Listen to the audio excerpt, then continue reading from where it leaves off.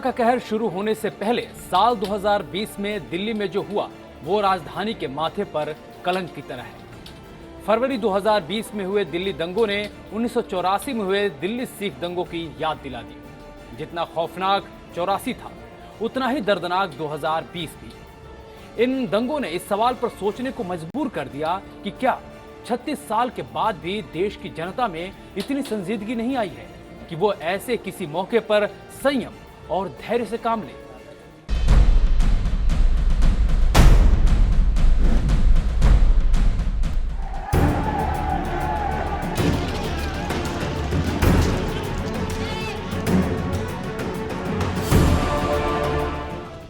फरवरी 2020 के दिल्ली दंगों में 53 लोगों की मौत हुई, कई जख्मी हुए और कईयों की कोई खबर नहीं लगी। देश की राजधानी की साल की शुरुआत ही दहला देने वाली थी। इन दंगों की जड़ में था नागरिकता संशोधन कानून यानी CAA का विरोध और समर्थन। दरअसल दिसंबर 2019 में केंद्र सरकार ने संसद में नागरिकता संशोधन बिल पास किया। इस कानून के खिलाफ देश भर में विरोध प्रदर्शन शुरू हो गया। दिल्ली के शाहीन बाग और जामिया मिल्लिया इस्लामिया के पास सड़क पर प्रदर्शनकारी बैठ गए और CAA बिल को वापस लेने की मांग करने लगे।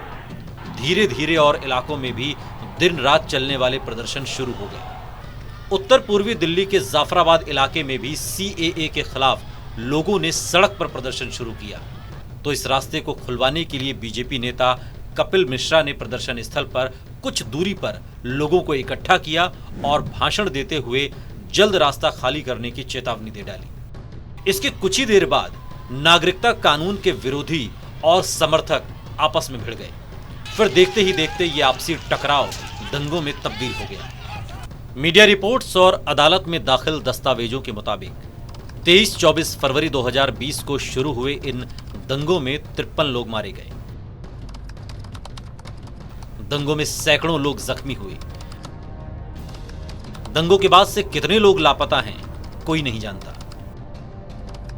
अदालत में मौजूद पुलिसिया हलफनामे के मुताबिक मरने वाले 53 लोगों में 40 मुस्लिम 12 हिंदू थे।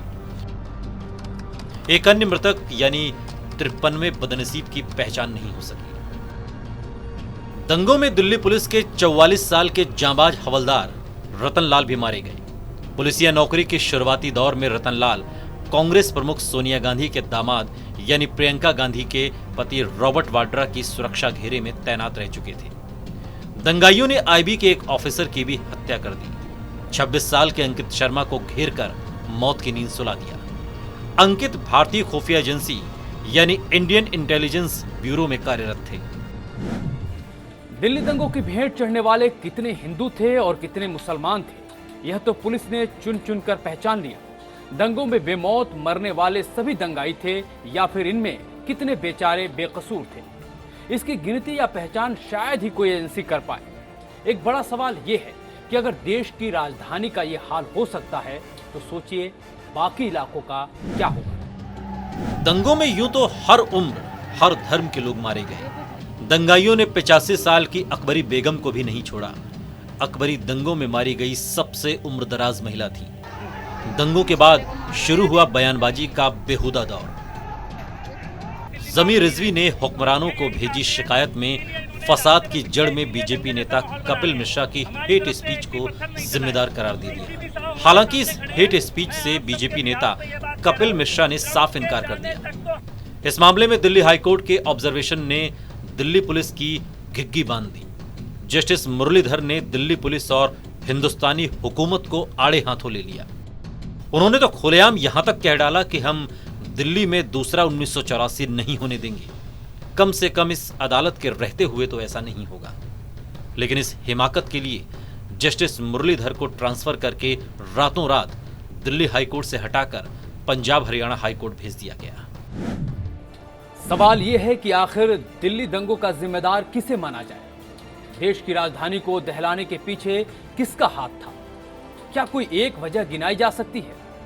दिल्ली दंगों में साफ दिखा था कि भीड़ को दंगाइयों में तब्दील करने वाले भड़काऊ लोगों की कारस्तानी रही। राजनीति चमकाने के चक्कर में इंसानियत खो चुके लोगों की फौज एक समुदाय के तौर पर बरसों पुराने रूढ़िवादी सोच में अटके हुए कट्टर लोग और एक चिंगारी को भयावह आग के रूप में तब्दील करने की फिराक में लगे रहे। उपद्रवियों का तांडव देखा गया। दिल्ली दंगों के पीछे ऐसे सारे लोगों का हाथ रहा है। दिल्ली दंगों ने एक बड़ा सवाल दिल्ली की कानून व्यवस्था के ऊपर खड़ा किया। दिल्ली की मुस्तैद पुलिस क्यों चूक गई? उपद्रवियों को काबू करने में वो क्यों नाकाम रही? दिल्ली की सड़कों पर खुलेआम हथियार लहराने वाले और यहां तक पुलिस वालों पर सरेआम पिस्तौल तानने की हिम्मत कहां से आई? दिल्ली पुलिस ने इन सारे सवालों के जवाब सैकड़ों मुकदमों की खानापूर्ति के जरिए दी। इसमें कोई शक नहीं कि ये मुकदमे लंबे वक्त तक चलते रहेंगे और लोग तब तक सब कुछ भूल चुके होंगे। दिल्ली पुलिस ने मुसलमानों के ऊपर 410 मुकदमे दर्ज किए। 190 मुकदमे हिंदुओं के खिलाफ दर्ज हुए। 751 एफआईआर में से 250 मुकदमों में चार्जशीट दाखिल हो चुकी है। इन चार्जशीट में 1153 मुल्जिम बनाए गए हैं। इनमें 571 हिंदू और 582 मुस्लिम हैं। दिल्ली दंगों की जांच जारी है। आप खुद अंदाजा लगा सकते हैं कि इसकी जांच कब तक जारी रहेगी। अदालत का फैसला आने में कितना वक्त लगेगा? इंसाफ के लिए कितना लंबा इंतजार करना होगा? दंगे किसी भी सभ्य समाज के लिए कलंक हैं और हम अभी तक इस कलंक को ढोने के लिए मजबूर हैं।